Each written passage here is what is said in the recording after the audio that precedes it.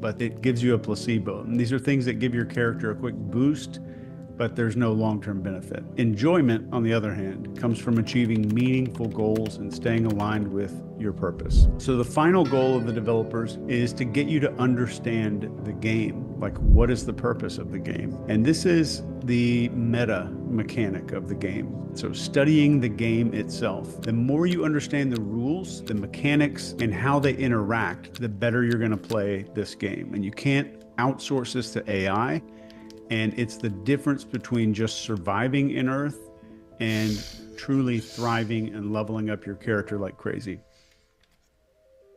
In Earth, the real secret to enjoying the gameplay is designing your own quests. And of course, the developers have pre-built missions and quests that you can go on, and they're almost limitless challenges that keep you busy. But if you want to play like a pro, you need to take full control. The players that are famous for getting the most points in this game don't actually wait for the game to give them tasks. They make their own, and they shape how their character's story unfolds themselves. So Steven Kotler, who's one of the characters in the game map right now, he wrote a tutorial called The Art of Impossible. He lays out a framework that's perfect for creating your own quests here on Earth. And you can think of these like custom missions that you get to choose rather than letting the game pick for you. So number one is curiosity. In Earth, it drives your character toward exploration and new levels. And the more you follow curiosity, the more unique and exciting your quests are going to get. If you ignore it, you're going to get stuck in a lot of predictable crap. The second is passion.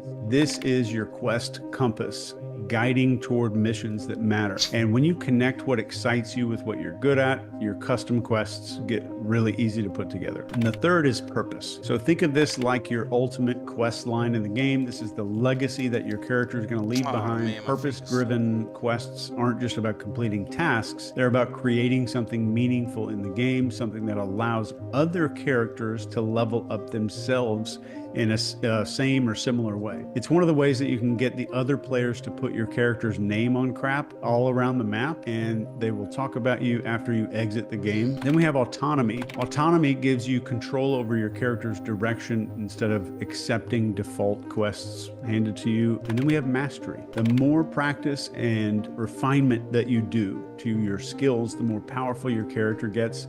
And this gives you tools to take on even more challenging quests, and it gives you more coins to use in the shops. And as a pro tip, build your quests that avoid your character's anti-vision, the dystopian future that you absolutely don't want in the game. Almost every player ignores this, and they never spend time to lay out the things that they do not want to occur. Once your quests get mapped out, it's time to build your mission goals. And you can think of them as checkpoints along your journey. These goals become the specific tasks that your character is going to tackle and level up, and they'll keep you focused on what matters and keep out of distraction mode. But then when it comes to distraction mode, there's something called the NPC trap. The developers added a trick to convert real players into NPCs, which is non-playable characters. If you're not familiar with NPCs, they're basically the characters in video games that don't have any real control over their actions. They just kind of repeat these routines over and over without any purpose or growth, like a shopkeeper or something like that. In Earth, this trap is very real, and it's right in front of us. Every time that your character gets sucked into social media, spends hours doom scrolling, politics, and basically you let the character get consumed by whatever media is making them pay attention to, you're walking right into NPC territory. One of the other ways they do this is by convincing you to keep learning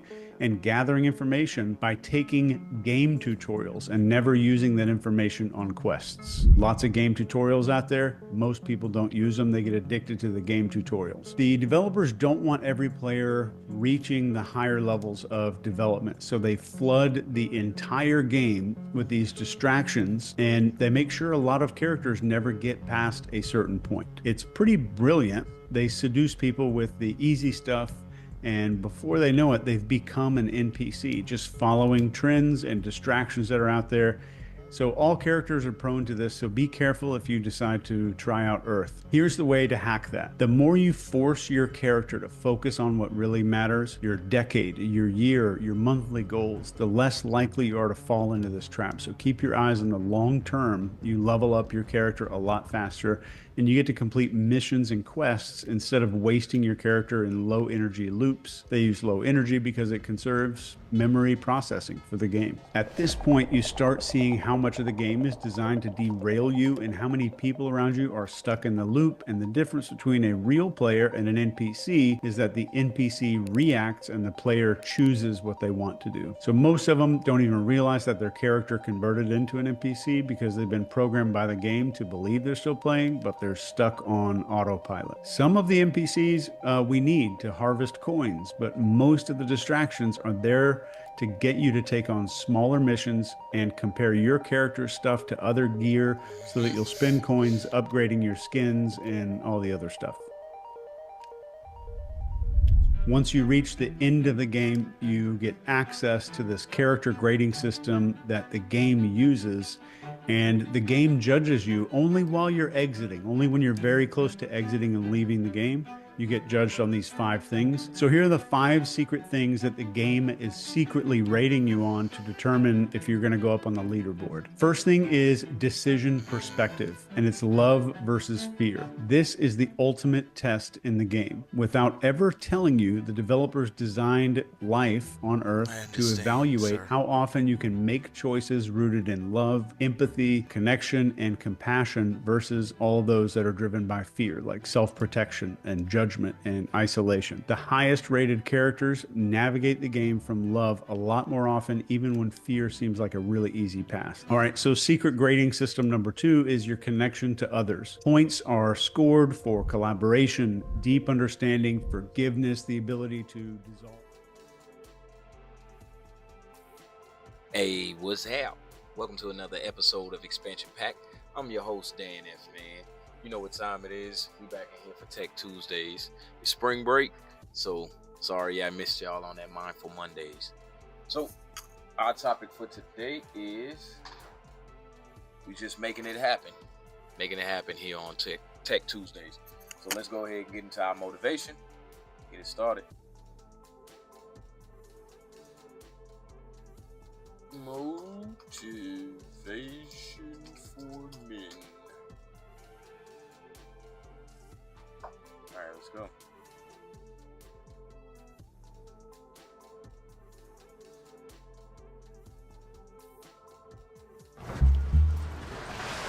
That client review was brutal. We're gonna be underwater for... Be the guy who embraces the ugly, the miserable. Be the guy who embraces hard work, the grind. Don't be afraid of being hurt. Don't be afraid of sacrificing some blood.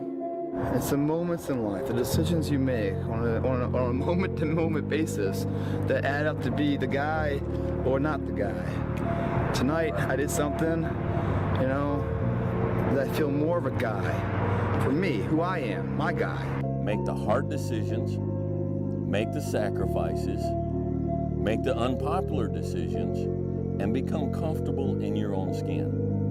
And if you are not a person that you are comfortable being alone with, that is the one person in this universe that you have full power, full right, and full responsibility to change.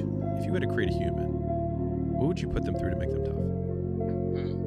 It probably wouldn't be a really chill life. Right. What would you put them through to make them patient? Well, you probably wouldn't give them things immediately. Right. And so it's like we want these traits, but each of the traits has a price tag attached to it. And it's just like, do you want to pay the price tag to get the thing? And so I think if people reframe the period of life that they're going through as the price that they're paying out of their wallet, but the wallet is their time, it's the seconds of life that they're trading for it, then I think more people will be willing to make the trade. Because at least when I look at myself, like when I'm 80 something years old and I'm looking back on my life, I want to have these traits. But in order to have those traits, I know I have to go through these things. Right. And I think for me, that's given me a lot of comfort in hard times. Right now in life, your family is looking for that one guy right now. Yes, sir. They're looking for that one guy who's strong, who's that pillar for the family in hard times. Make sure they look around and find you. These are the times right now for you to step up. Be that guy that can take anything. Stay hard. The biggest regret of the dying is never becoming your ideal self. I do believe that we're thrust in a world that we don't fit in. And I believe the journey is that a lot of people sell you a bill of goods along the way. That if you get some awards, you mean something. You go to a certain school, you got it. You're cute, classical beauty, you got the right man, you got the right zip code, and you swim through all that filthy swill until you come to the really, really stark conclusion that I want to leave this earth becoming who I know deep within I am supposed to be. The next time you want to just give in to that desire for comfort, remember that your future self is going to be the one to suffer the consequences. Yes, sir. Yes, sir. It's so easy to just put it off and act like it doesn't exist. But that future self that you're passing all these burdens to will one day be yourself of the present. Yes, sir. Yes, sir. Yes, You'll sir. wish you chose to do otherwise. That's my guy. Thank you. Everything that you do counts. The biggest mistake that people make is they think that only what they want to count counts. No.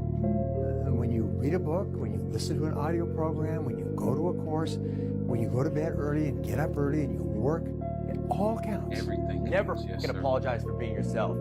If people don't like how you act, how you look, how you speak, that just means those aren't your fucking people. Don't change who you are to match your surroundings. Pick better fucking surroundings and be yourself. Yeah, I don't know. Most men would understand that when a man cries and he's whimpering, he's hurting. You know, because I've been there. And there's no shame in crying, gentlemen. Men, it's okay to cry. We can still be a man, but you're also human. Yes, and sir. it does show a little bit of your vulnerability. Do it for your loved ones. Do it for your wife. Do it for your husband. Do it for your children. Do it for generations to come. Come on, after you're dead and gone, what will they say about what you did? Yes, there's so many people depending on you, but it's got to start with you and the man upstairs. Yes, sir. If you want to be great, oh man, prepare to get up off that mat. You're gonna get knocked down over. Look at Chris Bosh over again. and Yes, over. sir. And Yes, even sir. when you feel like nobody, I can't be hit this hard, or if you're down there thinking it's no way I can get up from this, that's when you're just starting. For some strange reason, this world wants to see you water down the reality of who you are. Our society wants to see you think like everyone else and feel just like those around you. Maybe for somebody who's so distracted from their true desires as a person, that doesn't sound so bad. Right. But the pain of seeing through limitation in full absence of distractions is almost unbearable. You see, it hurts because the resistance wants you to give in and mold to what's expected of you. And if I can provide some advice, don't.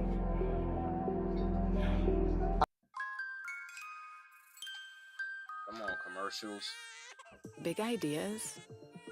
I don't know where you are in your game of life. You may be in your third quarter. You may be in your fourth quarter. Come on, you're not going to live forever, not in this world. Come on. You may be in your first quarter, your second half, and this time it's got to be personal. See, last time you were just running through the plays. Last time you were just running the songs that you rehearsed in rehearsal. Last time you were just going through the motions and you got numb. Come on, and you got tired and weary, and now you're broken and bitter and angry because you lost. And I'm just wondering if you're courageous enough, bold enough, if you have enough faith, come on, if you have enough inside of you, resilience to come back to the scene. This life is relentless.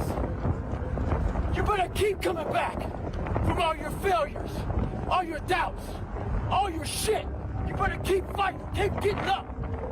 Never fucking lay down for shit. That's right, that's my That's guy. one thing we should all agree on. If you've been broken once, you know how that shit feels. That means, fuck it. Try and break me again. You got a lot of people paying their hard-earned money to come watch you perform. perform. Perform. It's your job to be in shape. It's your job to be strong enough to perform at that level every single night. And as a competitor, I'm not ducking. Like, it's not, oh my God, my back hurts, I'm sore, we got to play Vince Carter and Toronto Raptors tonight. Pick your mountain, whatever that mountain is, and each journey of the mountain is a million steps, and each day you have to take that step. Yeah. Each day you take that step, you look up at the mountain and say, that's where I want to go. And then each next day you take your step over and over and over again. Everything was done to try to learn how to become a better basketball player.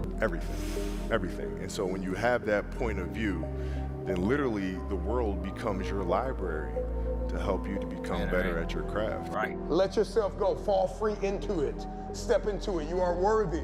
You are an unrepeatable miracle, and there is none like you in all the earth. There will never be another you. Your DNA, your fingerprint. Come on, your gait, your presence, your authenticity. Come on, you're special. You're special and you're necessary.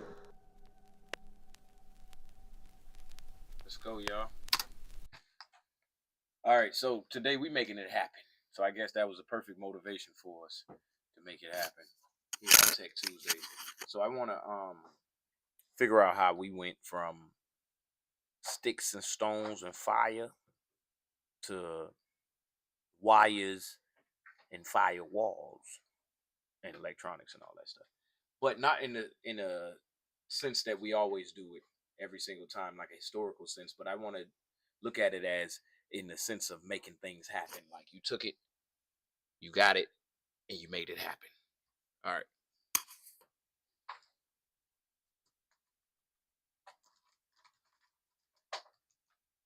Let's type this in. Inventors that made it happen. Let's see what's up. Oh. Let me watch this real quick. 4 inventors who regretted their inventions.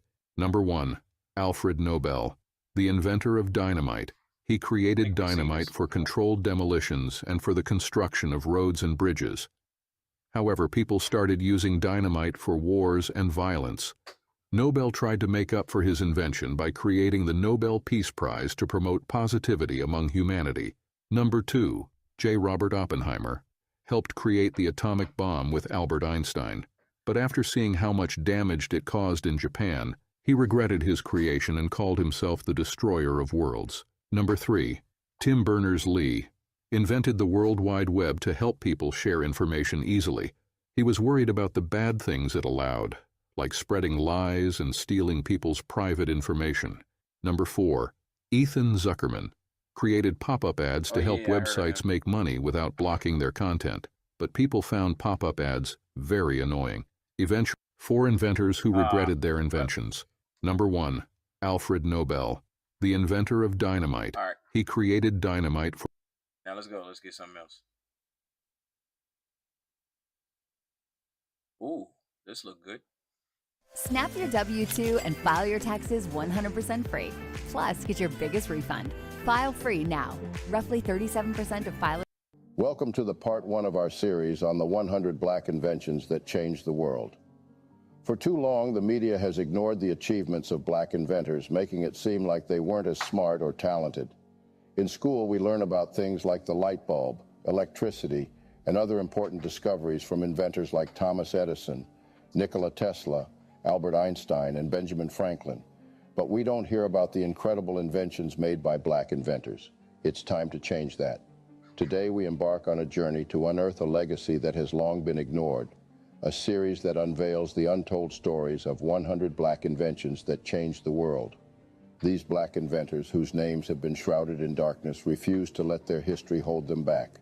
Their intelligence and resilience propelled them forward, defying the barriers of slavery, discrimination, and racism.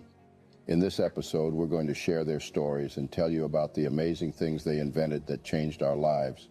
Before we get right into the video, please smash the like button and subscribe to the channel so you can catch all the parts in this series and keep informed of our eye-opening black narrative. Number 100, 3-light traffic light.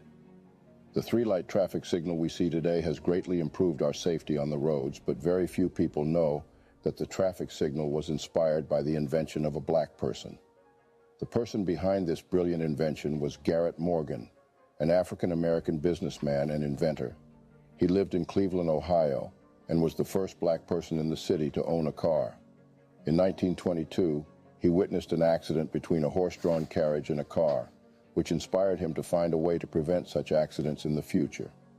At that time, police officers were responsible for directing traffic, but it was difficult for drivers to see them, and their signals were limited to just stop and go. This made it hard for drivers to navigate through traffic. So Morgan came up with a new idea. He invented a traffic signal that had folding arms with signs that said stop and go.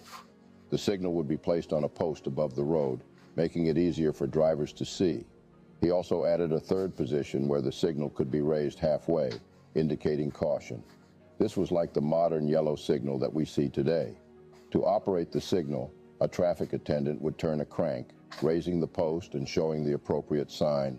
If necessary, the attendant could stop all lanes by showing the stop sign.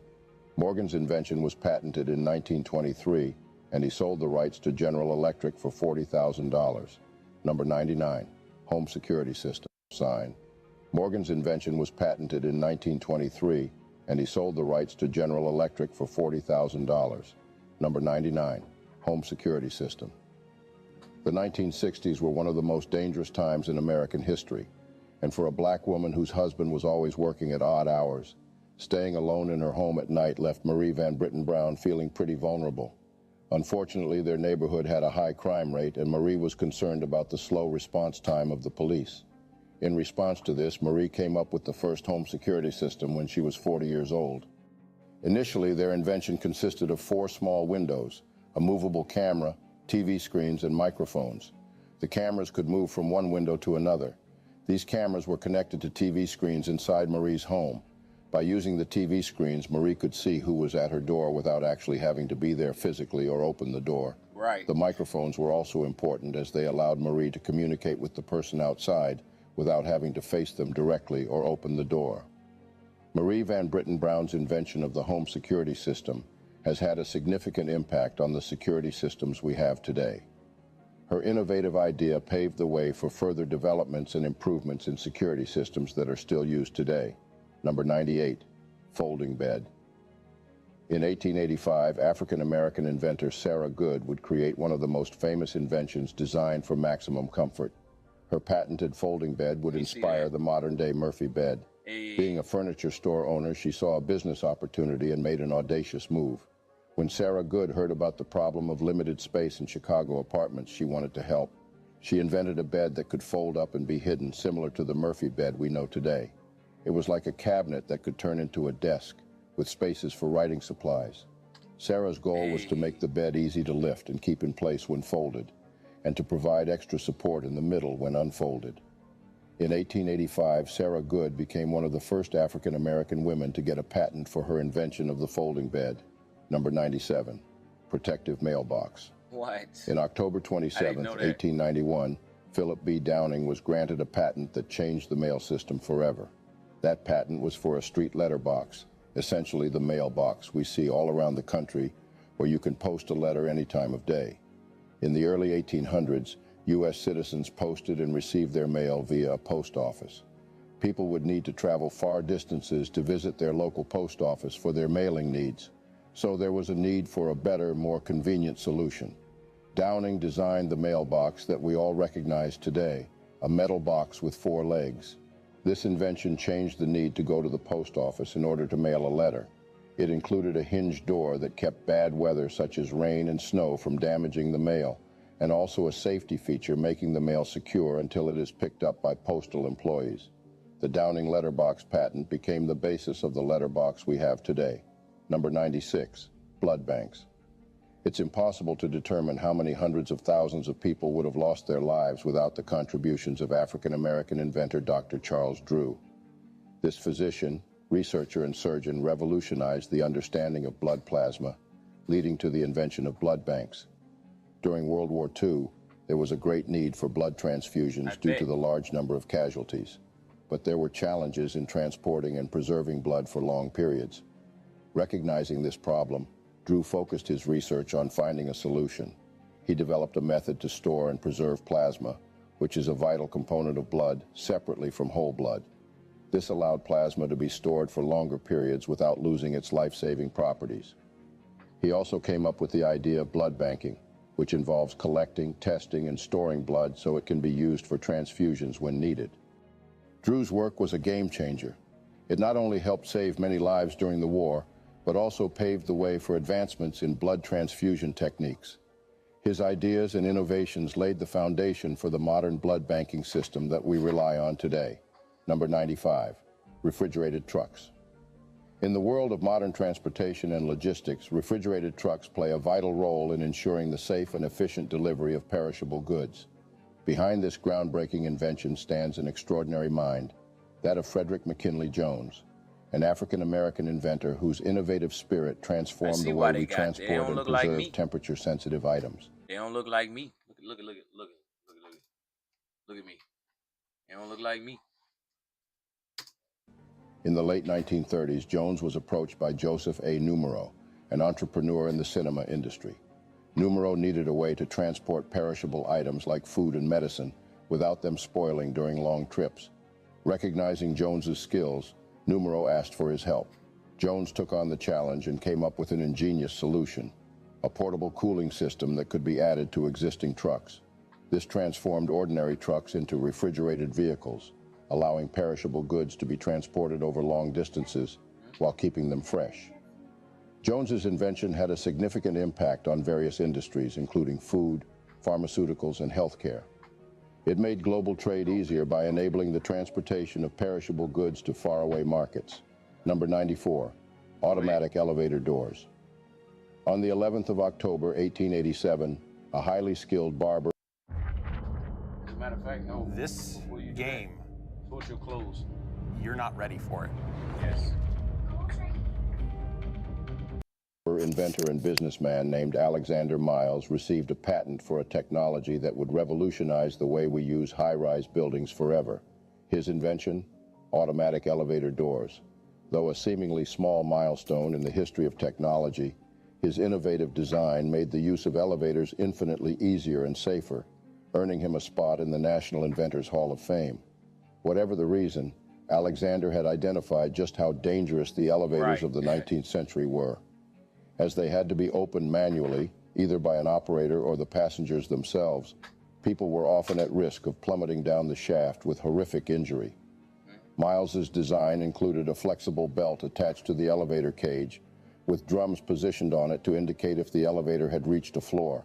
When this occurred, the doors would automatically open and close by means of levers and rollers. The influence of his elevator patent is still seen in modern designs, and the automatic opening and closing of elevator and elevator shaft doors have become a standard feature.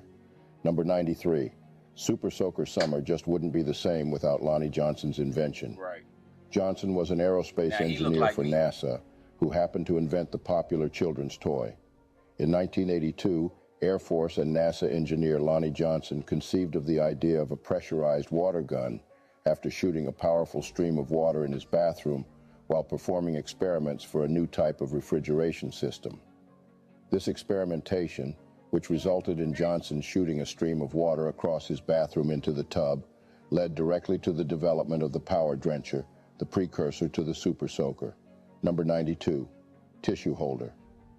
Mary Beatrice Davidson Kenner, along with her sister, was a wizard of making your trip to the bathroom as pleasant as possible. They both invented a toilet tissue holder in the 1970s, which they share a patent on. This invention was created with the purpose of eliminating the problem of grasping the free end of a toilet paper roll, which happens when the free end of the paper is positioned tightly against the remainder of the roll. This invention helps by always keeping the toilet paper in an accessible position, making it more convenient to get a roll of paper right when you need it. Number 91, peanut butter.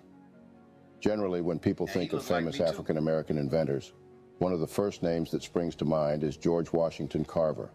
Perhaps most famously, Carver's inventions included the discovery of over 300 different uses for peanuts, such as making cooking oil, axle grease, and printer's ink. Carver was the first African-American student accepted to Iowa State and quickly became a campus leader and excelling in botany and horticulture.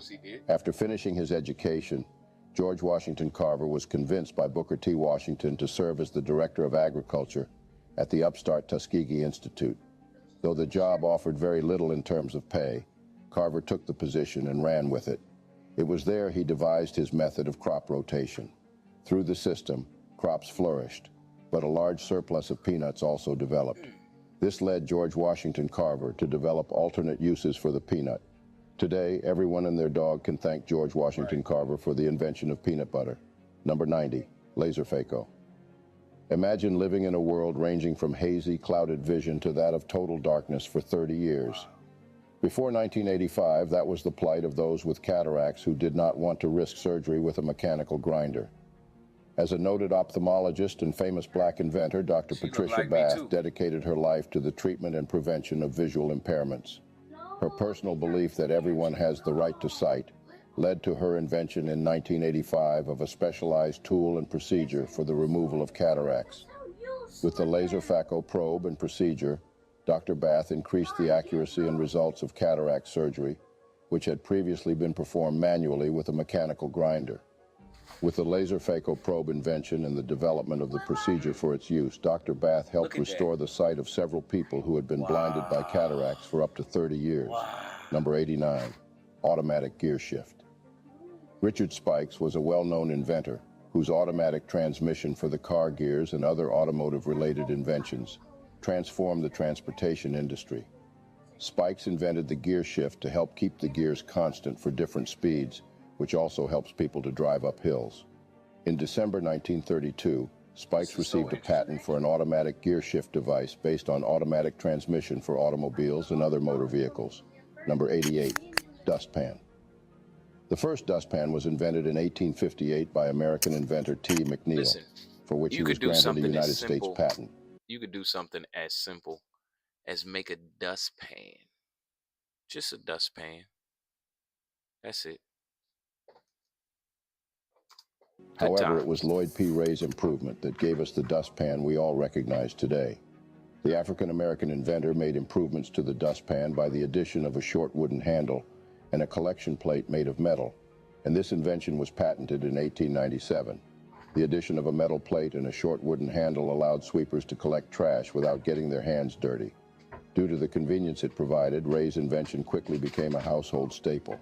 Number 87. Gold tee golf was totally a different sport before Dr. George Grant came along. Prior to the invention of the wooden tee at the turn of the 19th century, golfers made tees out of sand. Wow. Courses would supply each hole with a box of wet sand from which the golfer would fashion a raised mound using either his hands or a cone-shaped mold. Wow. In 1899, Boston dentist Dr. George Grant, frustrated with this tedious and messy process, invented a wooden golf tee. However, it wasn't until William Lowell, another dentist, invented the ready tee in the early 1920s that using a wooden tee became common practice. Everybody doing it. Number 86. Lawn sprinkler African-American inventor Joseph H. Smith improved upon the lawn sprinkler by patenting the first rotary head lawn sprinkler in 1897 that sprayed water in two directions.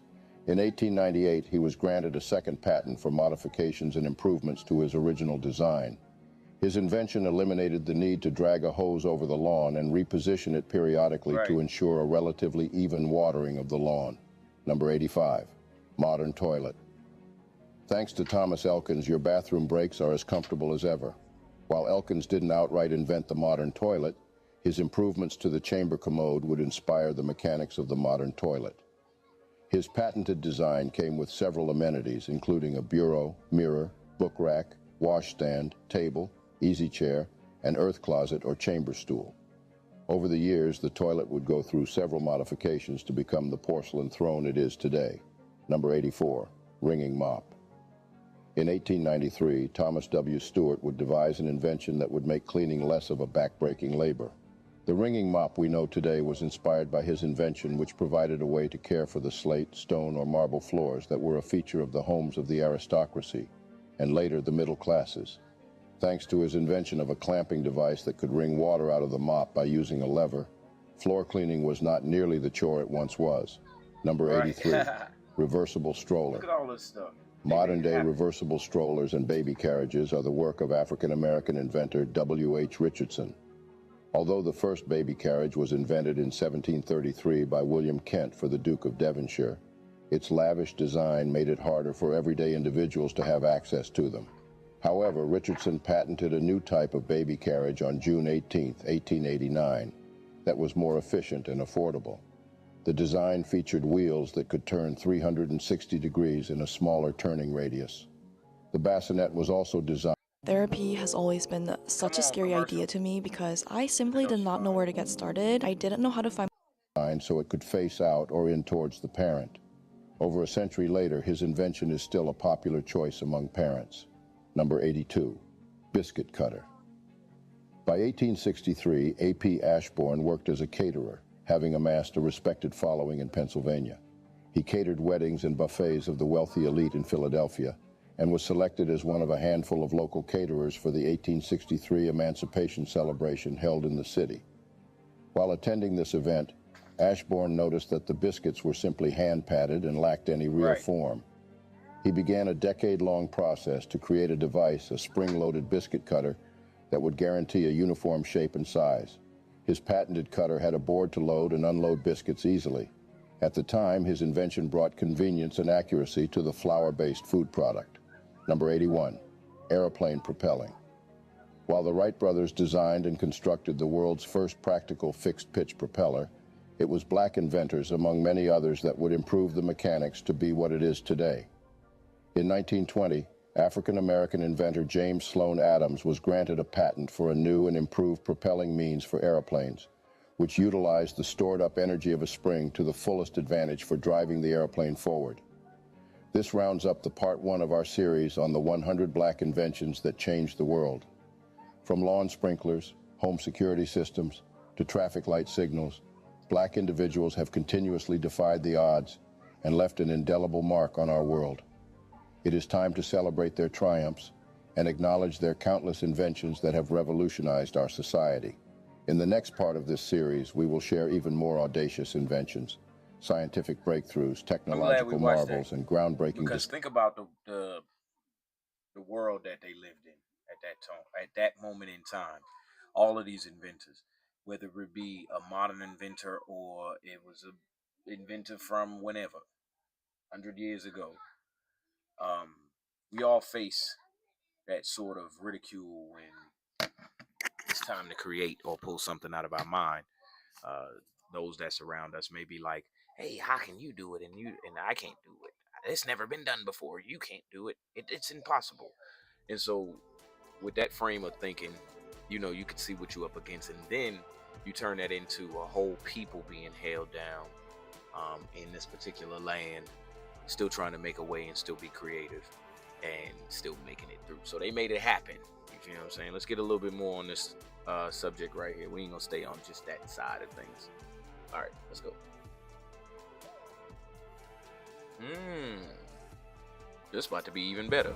Is that heart disease is nothing else than a form of pre-scurvy that can be prevented and treated. Many inventions of the past never saw the light of day.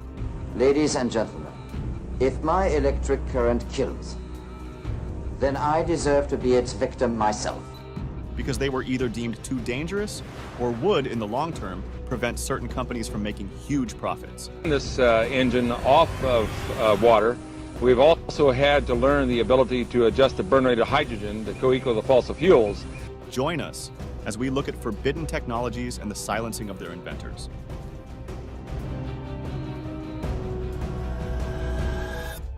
'20. Williams X-Jet. The Williams X-Jet, developed by Williams International, was a small, single-person, lightweight vertical takeoff and landing aircraft powered by a modified Williams F-107 turbofan engine, designated WR-19-7, with some minor modifications. Because of its design, the craft was dubbed the Flying Pulpit. It was designed to transport one operator and be controlled by leaning in the desired direction while regulating engine output power. It could move in any direction, accelerate quickly, hover and rotate on its axis, as well as remain aloft for up to 45 minutes and travel at speeds of up to 60 miles per hour. The United States Army evaluated it in the 1980s, but it was deemed inferior to the capabilities of helicopters and small, uncrewed aircraft, so the X-Jet program was halted. 19. The Radiant Energy Device. Dr. T. Henry Moray of Salt Lake City invented the first gadget to extract energy from the metafrequency oscillations of empty space in the early 1900s. Morey was eventually able to create a free energy gadget that weighed 60 pounds and generated 50,000 watts of electricity for several hours. Ironically, despite frequently demonstrating his gadget to scientists, there is electromagnetic energy in that pyramid between two and engineers, Morey to the first Oh, my bad, y'all. Let me get y'all off this scene. radiant energy device. Dr. T. Henry Morey of Salt Lake City invented the first gadget to extract energy from the meta-frequency oscillations of empty space in the early 1900s. Morey was eventually able to create a free energy gadget that weighed 60 pounds and generated 50,000 watts of electricity for several hours. Ironically, despite frequently demonstrating his gadget to scientists and engineers, Morey was unable to secure money to further develop the device into a usable power station, capable of supplying electrical power on a large scale. Before World War II, Morey worked briefly with the Rural Electrification Agency on the machine's development. At the time, the REA was reportedly penetrated by communist supporters and high-ranking officers with a distinctly pinkish tint. These officials repeatedly pressed Morey to pass over all details of his gadget to the Soviet Union, including arranging for high-level Soviet scientists to visit the Morey laboratory to view the device in action. On the initiative of the communist-infiltrated REA, one person, let us call him Z, spent about 2 months in Morey's laboratory and managed to gain Morey's full confidence. Morey eventually revealed most of the secrets of the manufacture of his special valve to Z, the only person in whom Morey had ever entirely confided. There is considerable evidence that Z was a Soviet operative, and that this was where the Soviets originally got the idea to construct the hyperspace amplifiers that would later be utilized in their psychotronic weapons. Thumbnail. In our thumbnail, we can see a scientist with his hands under a pyramid-shaped object, which seems to be levitating due to the energy emitting from his hands. Is this real or trickery? Why don't you tell us what you think in the comments below? 18. The hemp car. In 1941, Henry Ford revealed his prototype for an automobile made almost completely of hemp. The car was dubbed the hemp body car and was intended to be lightweight, sturdy, and inexpensive. The car's body was composed of hemp fibers, soybeans, straw, and resin, with the chassis built of hemp and steel. The automobile was a great accomplishment for its time, and Ford was praised for his creative use of hemp. Not only was the car almost entirely built of hemp, but it also ran on hemp ethanol gasoline. At the time, ethanol was already a popular automotive fuel, but it was often derived from corn or sugarcane. Ford, on the other hand, recognized the possibility of using hemp to produce ethanol fuel, which he saw as a more sustainable and cost-effective alternative to traditional fuels. The car was also extremely efficient, with a fuel efficiency rating of approximately 40 miles per gallon, which was remarkable given the level of automobile technology at the time. Furthermore, the hemp biocomposite body was far lighter than steel, which aided fuel economy. Unfortunately, the usage of hemp ethanol fuel was never widely adopted due to political and economic constraints. The oil industry and the government were not interested in encouraging the adoption of a renewable fuel source that could endanger their enterprises. As a result, the use of ethanol fuel made from hemp was heavily restricted, and eventually fell out of use altogether. 17.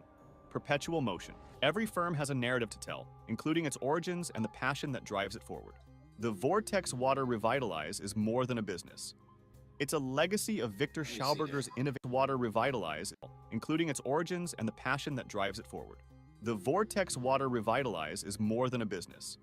It's a legacy of The Vortex Water Revitalize is more than a business. It's a legacy of Victor Schauberger's innovative ideas. Schauberger was a pioneering Austrian forester, inventor, and naturalist who dedicated his life to discovering the mysteries of water and its critical role in life, conducting groundbreaking research into living water and vortex water filters. He discovered a wealth of knowledge about water over the course of years of investigation and testing, including its complicated structure and interactions with the surroundings. His work continues to inspire scientists, environmentalists, and water conservationists as they strive to better understand and conserve this critical resource for future generations. 16. Coral Castle. Coral Castle is an oolite limestone edifice designed by the Latvian-American eccentric Edward Leedskalnin. It is situated in an unincorporated area of Miami-Dade County in Florida, between the communities of Homestead and Leisure City. The structure is made up of multiple big stones, each weighing several tons and molded into different shapes such as slab walls, tables, chairs, a crescent moon, a water fountain, and a sundial. It is now a privately operated tourist attraction. Coral Castle is famous for the stories surrounding its construction, which suggest Leedskalnin created it single-handedly, utilizing reverse magnetism or supernatural skills to move and carve the stone. 15. Anti-gravity technology. Skills to move and carve the stone. 15. Anti-gravity technology, hidden in nature. Viktor Stepanovich. Grebennikov was a self-proclaimed Russian scientist, biologist, entomologist, and paranormal researcher, most known for claiming to have constructed a levitation platform powered by dead insect body parts attached to the underside. What? Grebennikov wrote extensive accounts of his flights over the Russian countryside using his levitation apparatus. These flying experiments, as well as his purported sightings of other paranormal phenomena, typically involving insect nests or parts, were documented in his self-published book, My World. 14. Cloudbuster. A cloudbuster was a gadget invented by Austrian psychotherapist Wilhelm. Were documented sightings of other paranormal levitation. Grebennikov wrote powered by dead researcher, most known for claiming to scientist, biologist, and Viktor Stepanovich. Gravity technology, hidden in nature. Viktor Stepanovich. Yeah, I got it. Looking at Grebennikov was a self-proclaimed Russian scientist, biologist, entomologist, and paranormal researcher, as well as his were documented in his self-published book, was a gadget invented by Austrian psychotherapist Wilhelm Reich. He claimed could cause rain by controlling orgone energy in the atmosphere. The cloudbuster was designed to be used in a similar manner as a lightning rod, concentrating it on a spot in the sky and grounding it in a substance thought to absorb organ, such as a body of water, which would take orgone energy out of the atmosphere, resulting in the development of clouds and rain. Reich conducted dozens of trials with the cloudbuster, referring to his findings as cosmic orgone engineering. There have been no confirmed cases of a cloudbuster actually operating and creating significant weather change, such as rain. Orgone therapy was always perceived as a pseudoscience. 13. General Motors EV1. The General Motors EV1, often known as the GM EV1, is a battery electric vehicle manufactured by the American automaker General Motors. It was manufactured from 1996 until its demise in 1999. However, the EV1 program ended 4 years later. The General Motors EV1, a subcompact automobile, represented the first mass-produced and purpose-built battery electric vehicles. The EV1 concept dates to 1990, when General Thinking about starting to run on the treadmill again, I need to drop my belly fat. Hey, this got me intrigued. That's total BS. General Motors debuted the battery electric Impact prototype, which heavily influenced the design of the actual EV1. In 1990, the California Air Resources Board issued a rule requiring the 7 largest automakers in the United States to produce and sell zero-emission vehicles to keep access to the California market. Mass production began in 1996. In its early stages of manufacturing, most of them were leased to customers in California, Arizona, and Georgia. Within a year of the EV1's debut, leasing programs were introduced in several other American states. In 1998, General Motors introduced several modifications to the EV1, including a series hybrid, a parallel hybrid, a compressed natural gas variation, and a 4-model vehicle, all of which acted as prototypes for prospective future models. Despite positive customer feedback, General Motors concluded that electric vehicles constituted an unproductive niche in the automotive business. The business eventually crushed most of the cars, and General Motors ended the EV1 program in 2001, despite customer protests. 12. Project XA. The story of Dr. James D. Mold and his cancer-free cigarette should enrage every smoker and anybody who has lost a loved one because of tobacco smoking. While there have always been rumors that tobacco corporations were dishonest about the health dangers of cigarette smoking, the revelations of Mold's pioneering work and how he was ignored emphasize the tobacco industry's avarice. Mold's pioneering effort on developing a new cigarette that did not cause cancer became known as Project XA. He had Liggett's support to design such a product and worked tirelessly with the A.D. Little Company on the task ahead. After 25 years, Mold invented the XA, or palladium cigarette, which used palladium and magnesium nitrate to eliminate cancer-causing chemicals in cigarette smoke. Indeed, in lab testing, these cigarettes were found to be effective in reducing the incidence of cancer in lab animals. Despite the company's initial encouragement, executives withdrew their support for the initiative, and the palladium cigarette never reached production. The fundamental reason for this was simple. The company's lawyers warned that selling a safer product would result in unending lawsuits from the public for the less safe products Liggett marketed. Right. 11. The Hendershot generator. For more than 30 years, Lester Hendershot worked on an over-unity device that was expected to tap into a magnetic force field. Interestingly, Hendershot appeared to be the only one capable to triggering it, but he was unable to provide a satisfactory scientific explanation for why his invention functioned. Nonetheless, the fuel-less generator was demonstrated numerous times between 1928 and 1960, and its reliability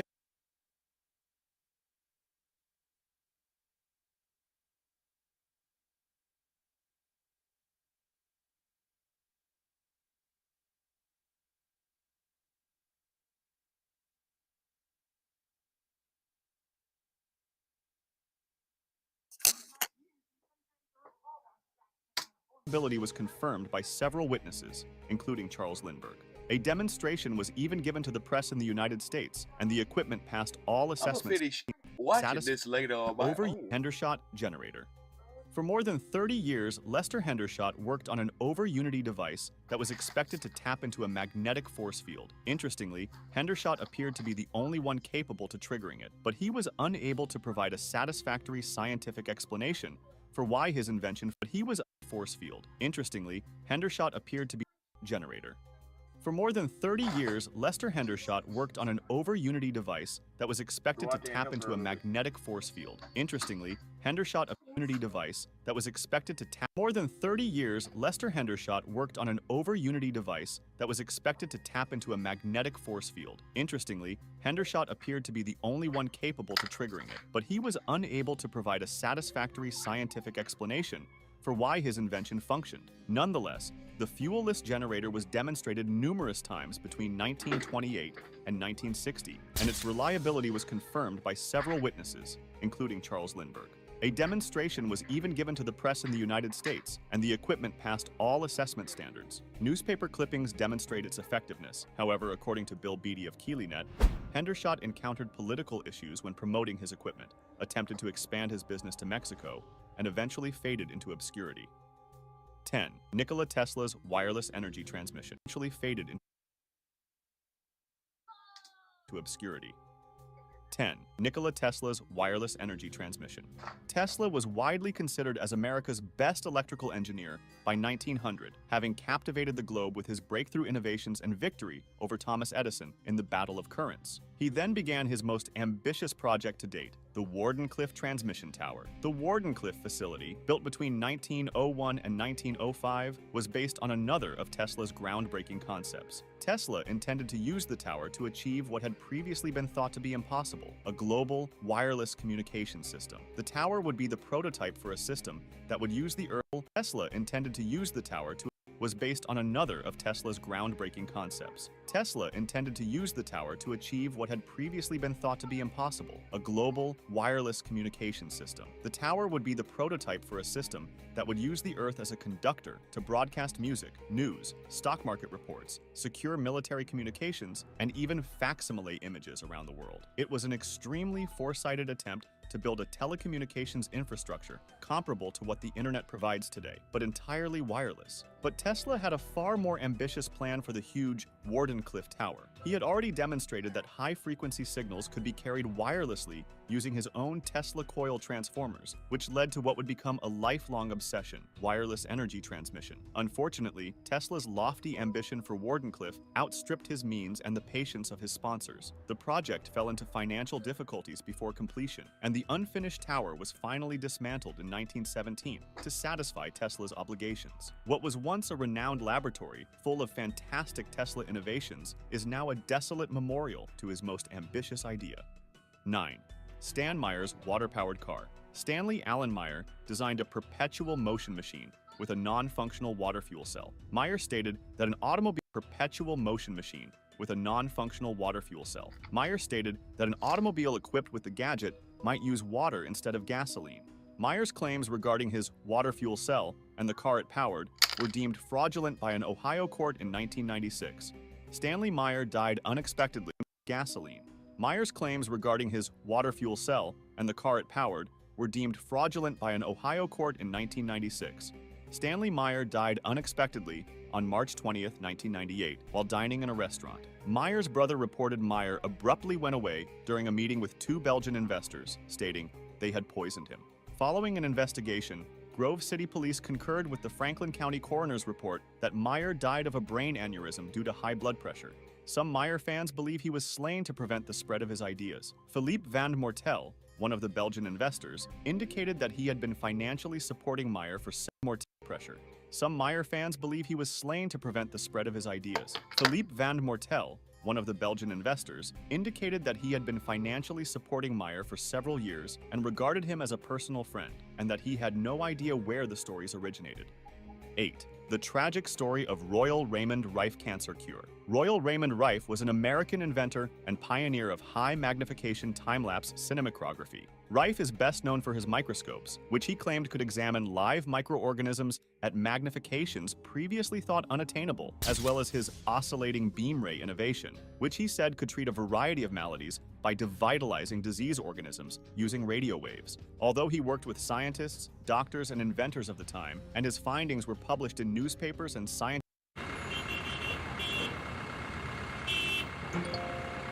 Taxes was feeling so stuck. Now Taxes is having a TurboTax expert who does your taxes from start to finish. While you check in anytime. Scientific journals, such as the Smithsonian Institute Annual Report of 1944. They were later rejected by and inventors of the time, and his findings were published in newspapers and scientific journals, such as the Smithsonian Institute Annual Report of 1944. They were later rejected by the American Medical Association, the American Cancer Society, and mainstream science. Rife proponents continue to believe that electromagnetic frequency shocks can destroy malignant cells and other disease-causing germs. Most of these claims are unsupported by scientific research, and Rife machines have not been certified for treatment by any health authorities worldwide. Multiple promoters have been convicted of health fraud and sentenced to prison. 7. Thomas Townsend Brown Electrogravitics. Thomas Townsend Brown was an American inventor who believed he had developed a sort of anti-gravity induced by high electric fields after doing study into unusual electrical phenomena. Instead of an anti-gravity force, what Brown observed into unusual electrical phenomena. Instead of an anti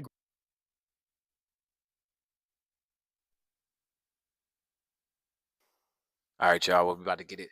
We about to get out of here for the day, but we'll be back again tomorrow. Find Your Way Wednesday.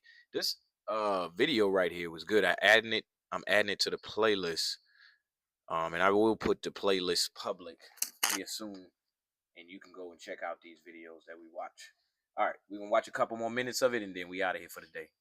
Gravity force, what Brown observed has typically been attributed to electrohydrodynamics, the movement of charged particles that transfer their momentum to surrounding neutral particles in air, often known as ionic drift or ionic wind. For most of his life, Brown worked to create gadgets based on his concepts and promote them for use in business and the military. The phenomenon became known as the Biefeld-Brown effect and electrogravitics. Brown's findings inspired several amateur experimenters to create ionic propulsion lifters operated by high voltage. There are still reports that Brown found anti-gravity, which is popular among the unexplained flying object community and has spawned numerous conspiracy theories.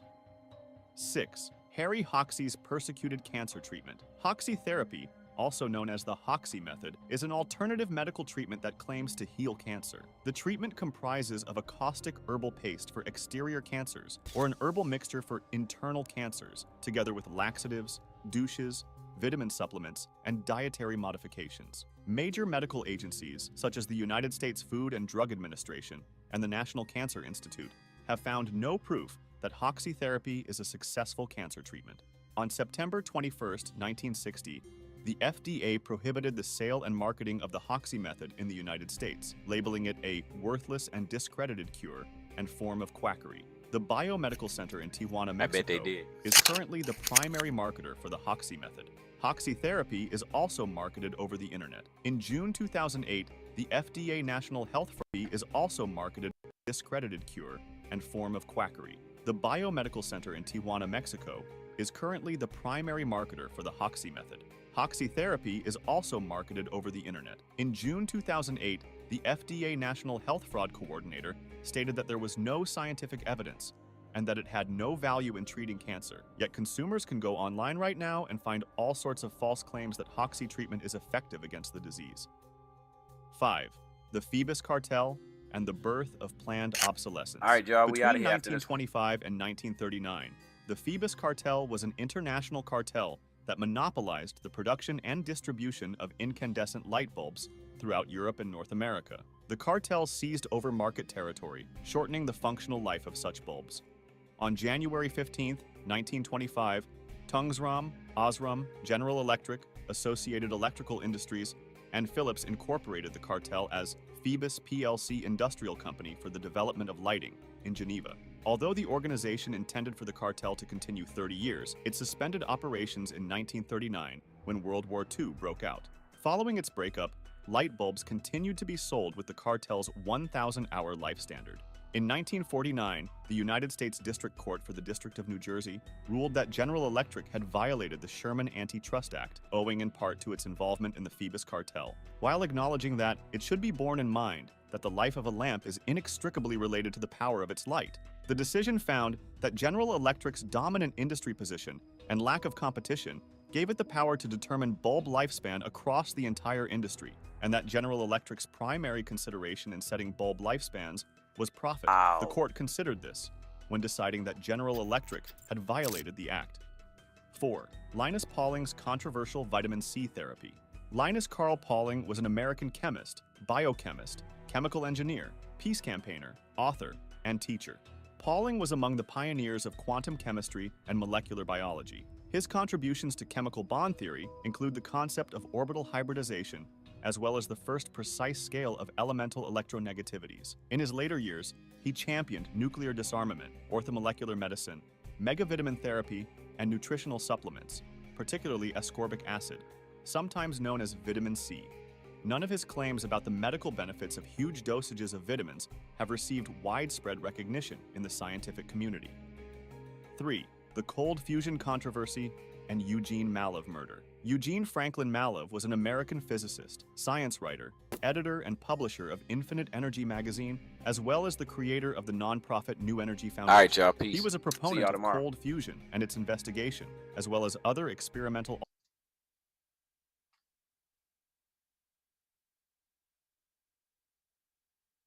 Thinking about it, I think I'll go to that party. And then we say something about it, as in, Matilda, I'm coming to your party tonight. And then we do something about it, as in showing up at the party. That's generally how we produce things in our reality. In fact, everything in this room was once a thought. There is nothing that was not once a thought in someone's mind somewhere. But if you want to really play tricks with the universe and create magic with the stuff of life itself, reverse the thought, word, deed paradigm. Turn it upside down and start with the deed. That is to say, act as if. If you want to experience abundance, be abundant and do as abundance does. If you have only $5 left to your name, go to a store and get them made into singles. And take 5 singles and walk down the street and give a single to each of 5 people who have even less than you do. And by the way, you will find those people very easily. One of the fastest ways. You don't have to love this little finger. If you understand this is just a part of me, everything is fine, in place. If you love it,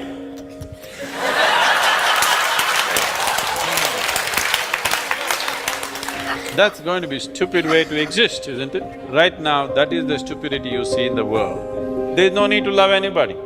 If you experienced everything as this, then love is just a stupid thing. There is no need to love anything.